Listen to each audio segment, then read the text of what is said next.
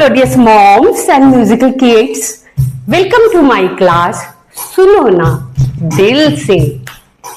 प्रिया और राहुल आज अलग हो रहे थे, एक दूसरे से नहीं। राहुल और प्रिया अपने पेरेंट्स के साथ रहती थी, यानी कि प्रिया इन लॉज के साथ रहती थी।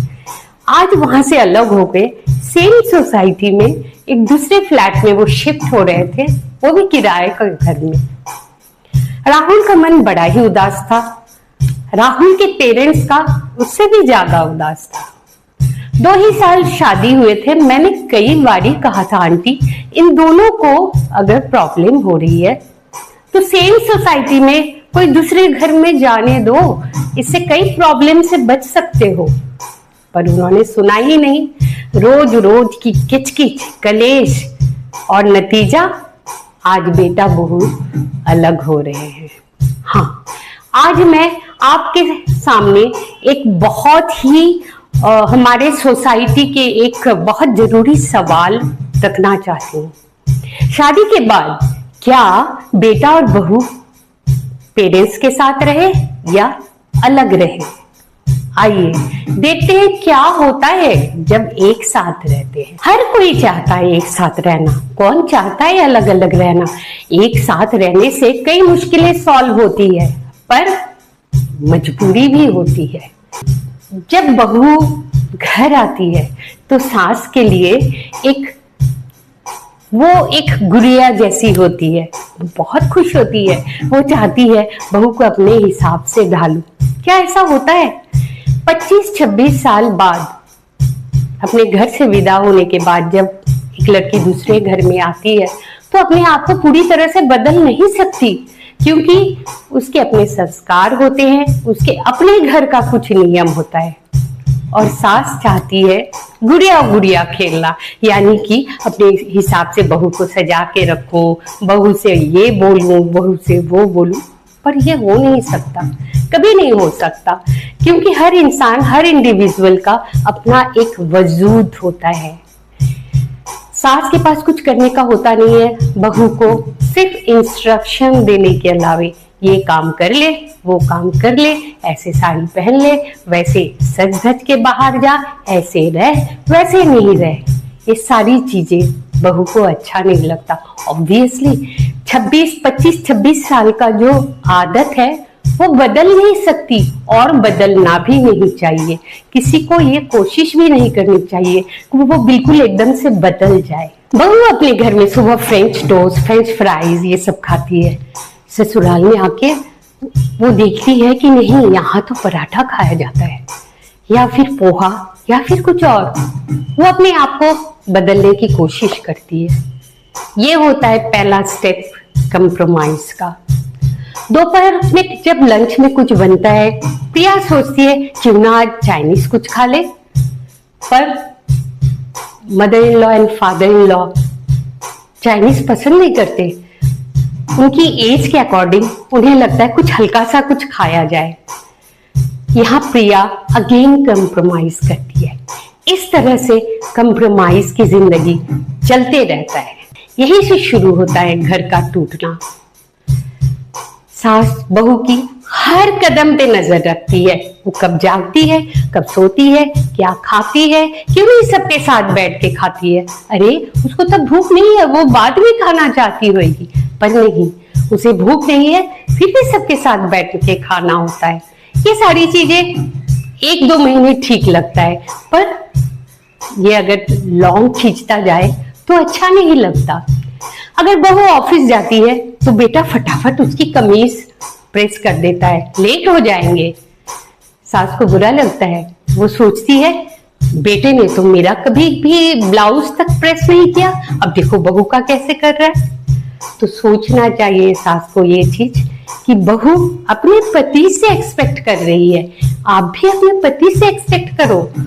ये नहीं कि बेटे से एक्सपेक्ट करो और बेटा सास और बहू के बीच, बीबी के बीच पिस के रह जाए। सास को ये सारी चीजें बुरा लगता है और धीरे धीरे घर टूटने के कगार पे आती है। बेटा सोचता है अभी तो मेरे पास उतना पैसा भी नहीं है, मम्मी पापा को थोड़ा सा संभल के चलो। संभल के मीन्स सारा दिन वो बहुत प्यार से बात करता है, मम्मी से भी बहुत प्यार से, यूं कहिए तो वो श्रवण कुमार बन जाता है। पर वो भूल जाता है कि श्रवण कुमार ने कभी शादी नहीं करी थी। मम्मी से कहता है नहीं, 2 फ्लैट है, वो तो अभी मम्मी पापा के नाम पे ही है। अगर हम अलग हो गए, मैं तो अभी खरीद भी नहीं सकूंगा कोई फ्लैट। अगर ये फ्लैट दीदी के नाम पे कर दे मम्मी पापा, ये भी एक मसला है। और दीदी यानी कि ननद, सुबह से शाम तक शादी हो चुकी है, पर फिर भी मायके में फोन करके मम्मी से पूछते रहती है क्या हुआ क्या नहीं हुआ, कब खाना खाई, कब नींद से जागी। और मम्मी भी बीबीसी बन के रोज खबरें पहुंचाते रहती है। फिर बेटी कहती है थोड़ा सा टाइट रखना शुरू में ही, नहीं तो अलग हो जाएंगे। नहीं समझते, रिश्ते की डोर जितना टाइट रखोगे रिश्ता उतना जल्दी खत्म हो जाता है। आजाद छोड़ो, अगर वो आपसे उतना प्यार करे वो जरूर आपके पास वापस आएंगे। तो इसलिए सवाल अब ये आता है कि क्या मम्मी पापा के साथ रहना सही नहीं है? आप पेरेंट्स के साथ रहना चाहते हो, अच्छी बात है, पर किस कॉस्ट में? अगर सब कुछ अच्छा चले, आपको लग रहा है और आपकी वाइफ को भी लग रहा है, तो आप जरूर रहें। अगर लग रहा है आपकी घर टूटने के कगार में है, तो सेम सोसाइटी में कोई दूसरा घर आप किराए पे ले सकते हो, वहां आके रह लो, सिर्फ ये सोच के कि लिव एंड लेट लिव। मैं उन सारे तमाम कम उम्र के बच्चों को जिनकी अभी शादी होने वाली है या हो रही है, उनसे सिर्फ एक ही बात कहूंगी, अपनी बीवी के भावनाओं का भी कदर करें। ये मत सोचे कि पेरेंट्स कब तक जिएंगे, क्योंकि कौन कितना दिन जिएगा ये कहना बड़ा मुश्किल काम है।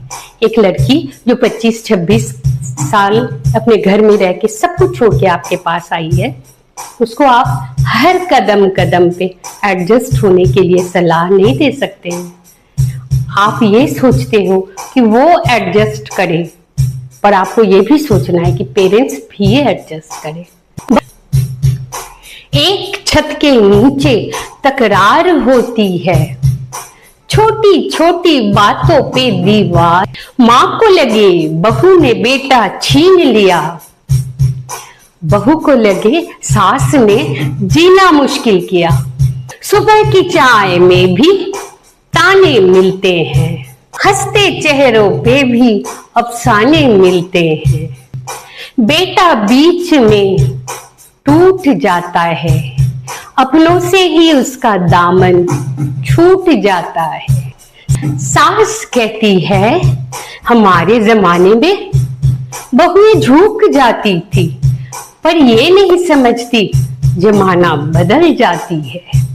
आज की लड़की सपनों के साथ आती है, सिर्फ रसोई ही नहीं अपना सपना भी सजोती है।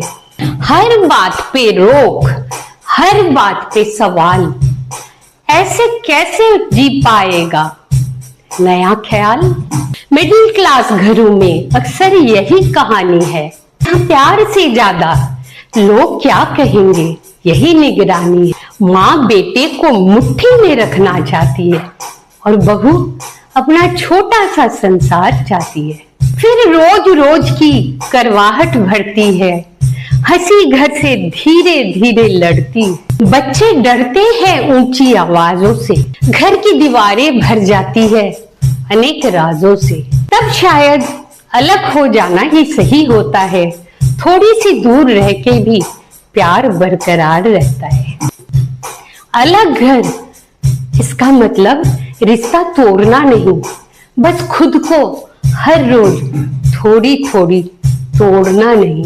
माँ अपनी इज्जत से जी पाती है, बहू भी खुलकर मुस्कुराती है। फिर एक छत के नीचे दम घुटने लगे और अपनों से रूठने लगे, तो अलग रहना कोई पाप नहीं होता। जहां हर रोज दिल टूटने लगता है, वहां थोड़ी दूरी ही रिश्ते को बचाए रखता है।